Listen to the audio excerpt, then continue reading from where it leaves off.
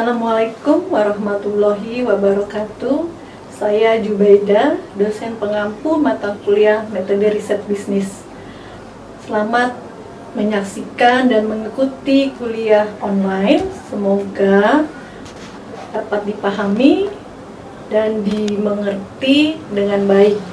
Materi selanjutnya adalah scientific investigation, yaitu tinjauan pustaka atau teori, kerangka pemikiran, dan hipotesis. Scientific investigation itu ada di bab 2. Jadi di bab 2 nanti kita akan melakukan tinjauan pustaka, membuat kerangka pemikiran atau model pemikiran empirik, serta menyusun hipotesis. Sebelum kita melangkah kepada teori, saya jelaskan dulu perbedaan kerangka teori untuk strata 1, 2, dan 3. Strata 1 melakukan tinjauan pustaka atau overview terhadap teori-teori yang digunakan di dalam skripsi. Strata 2 dan strata 3 melakukan telaah pustaka atau critical review terhadap tesis dan disertasi yang dibuat. Teori adalah seperangkap pemikiran dan pengalaman yang terbukti secara empiris sehingga dapat digunakan untuk menjelaskan, memprediksi, dan mengendalikan fenomena.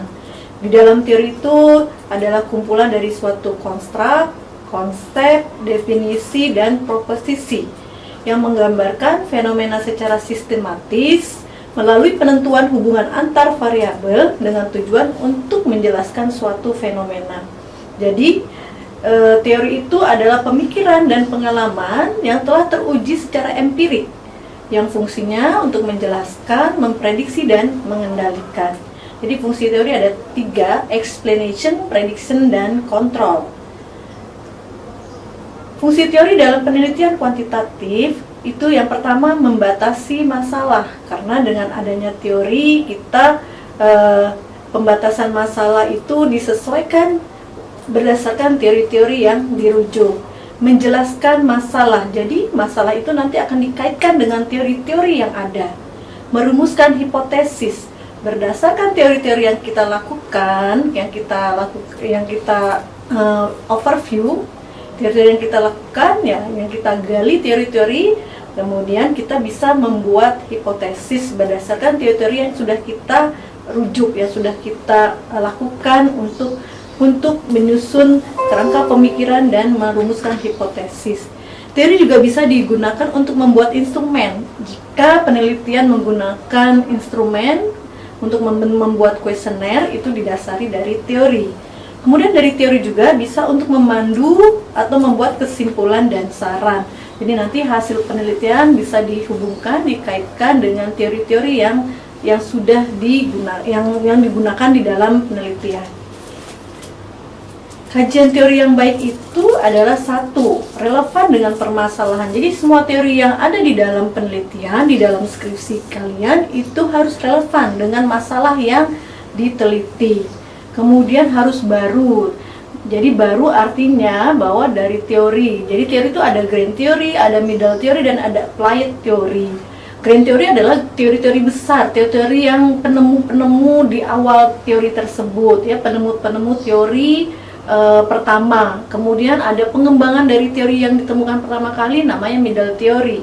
Lalu ada applied theory. Nah, applied theory ini yang adalah teori-teori yang baru, hasil dari pengembangan teori-teori yang grand theory dan middle theory. Nah, teori yang terbarukan ini, applied theory, maksimal itu 5 tahun terakhir.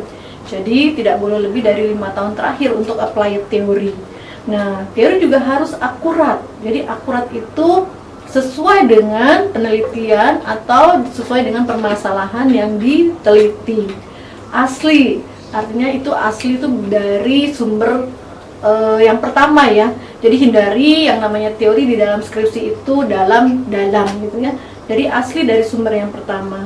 Nah, teori bisa berasal dari sumbernya dari buku, jurnal, ya, hasil penelitian yang baik dipublikasi maupun tidak dipublikasi. Nah, ini ada level dari teori yang digunakan di dalam suatu penelitian. Yang level paling tinggi adalah level 6, yaitu jurnal ilmiah bidang ilmu. Jadi artinya jurnal-jurnal ilmiah yang sesuai dengan bidang ilmu di dalam penelitian skripsinya. Jadi kalau nanti skripsinya adalah bidang ilmu manajemen keuangan, berarti teori-teorinya adalah teori-teori manajemen keuangan. Demikian untuk manajemen pemasaran, berarti teorinya itu adalah jurnal-jurnal yang bidang ilmunya sama dengan pemasaran. Demikian juga dengan SDM. Jadi di dalam bab 2 kita bisa dikatakan adalah based on theory. Kalau bab 1 based on empiric. Kalau bab 2 adalah based on theory. Based on theory itu kita membuat yang namanya landasan teori dalam penelitian skripsi. Jadi setelah masalah dirumuskan, kemudian dilanjutkan dengan mencari teori atau konsep dan hasil penelitian sebagai landasan untuk teoritis. Jadi sekarang kita sudah based on teori, bab 2 itu kita mengupas, menggali teori yang untuk menjawab bab 1 kita based on empiriknya. Landasan teori harus dicari agar penelitian bukan sekedar coba-coba atau trial and error dan merupakan kegiatan ilmiah. Jadi fungsi teori itu untuk mempertajam ruang lingkup penelitian, merumuskan hipotesis dan membahas hasil penelitian. Jadi nanti dari teori yang kita gali, yang dirujuk oleh peneliti, nanti bisa membangun kerangka pemikiran lalu membuat hipotesis. Dari sana nanti teori bisa digunakan untuk membahas hasil penelitian.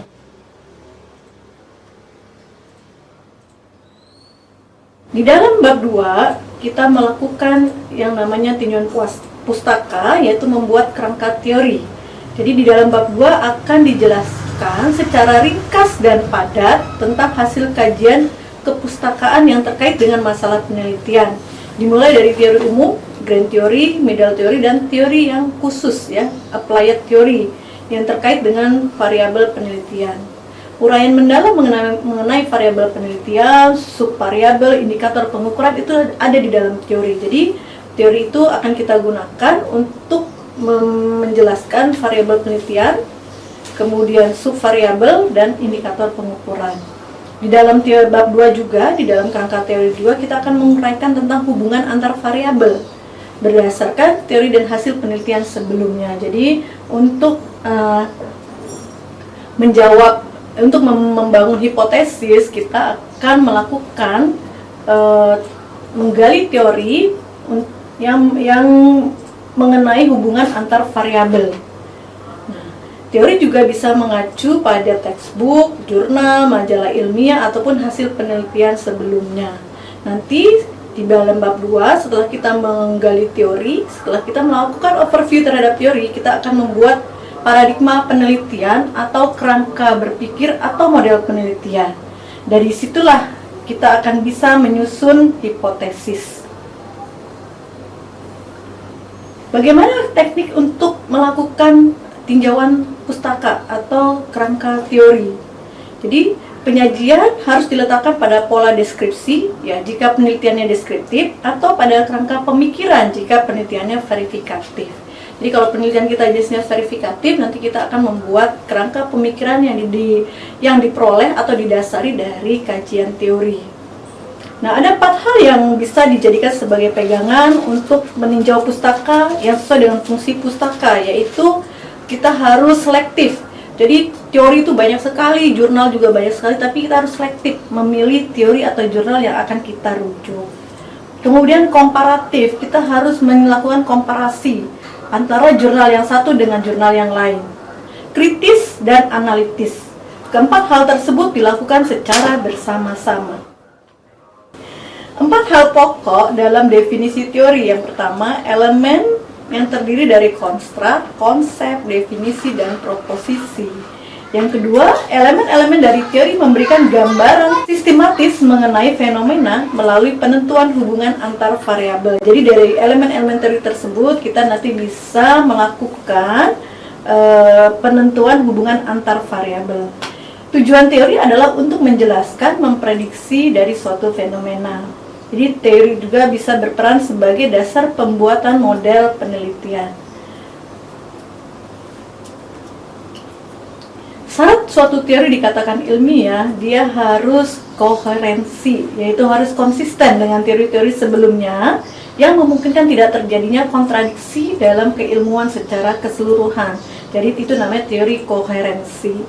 Terus yang kedua harus korespondensi, harus sesuai dengan fakta empirik. Jadi teori yang bagaimanapun konsistennya, sekiranya tidak didukung oleh fakta empirik, tidak bisa diterima sebagai suatu teori.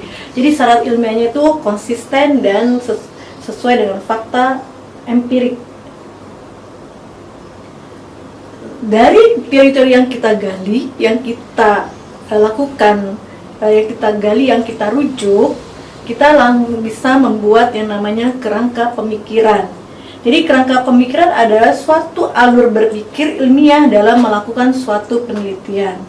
Kerangka pemikiran berisi konsep-konsep yang akan dipergunakan dalam penelitian dan keterkaitan antara satu variabel dengan variabel lainnya.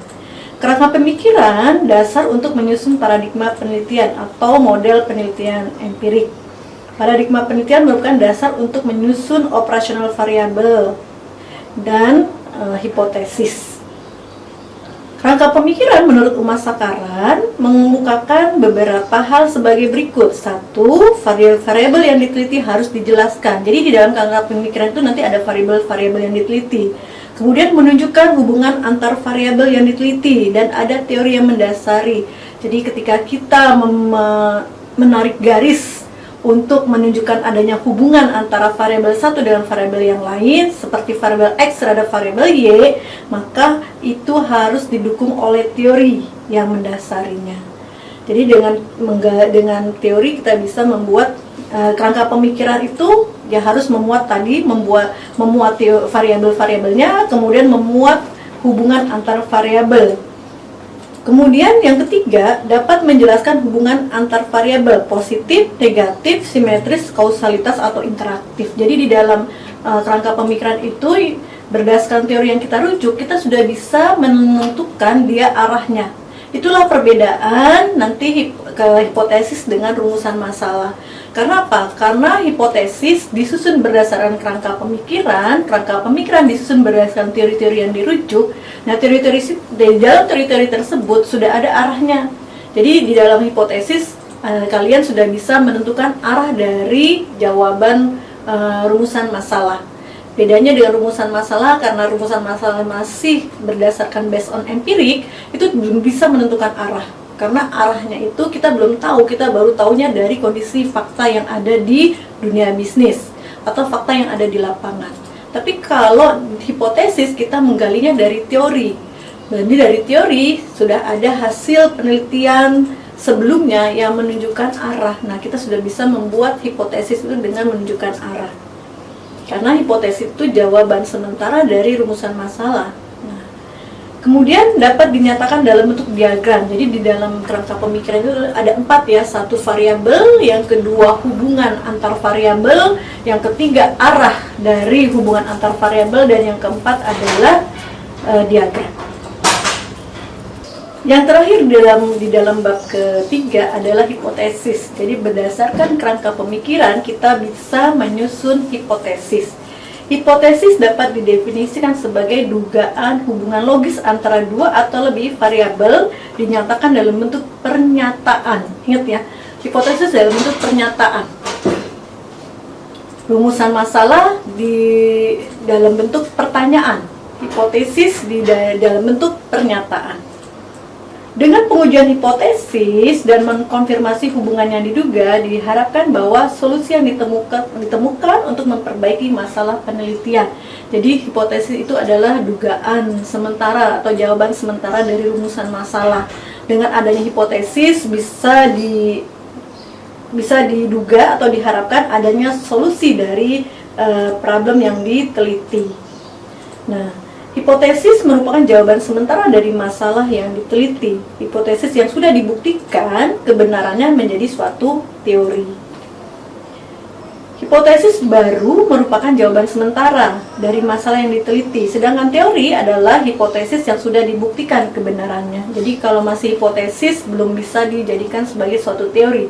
Itu harus dibuktikan kebenarannya dari hipotesis yang dibangun.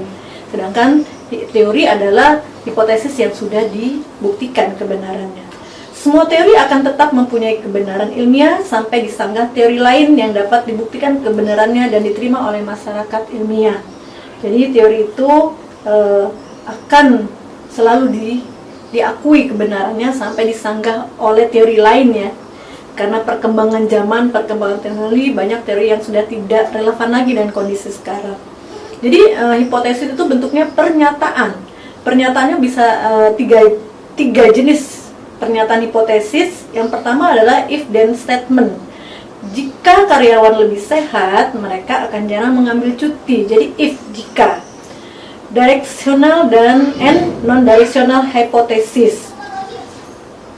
Semakin besar stres yang dialami dalam pekerjaan, semakin rendah kepuasan kerja karyawan.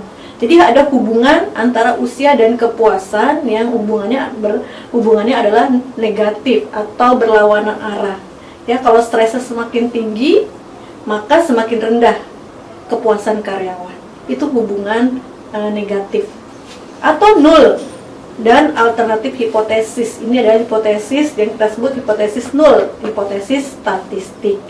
Demikianlah materi untuk scientific investigation. Semoga kalian dapat memahaminya dengan baik, dan jika ada pertanyaan bisa kita lakukan diskusi di kelas nanti ketika tatap muka. Terima kasih. Wabillahi taufiq wal hidayah. Assalamualaikum warahmatullahi wabarakatuh.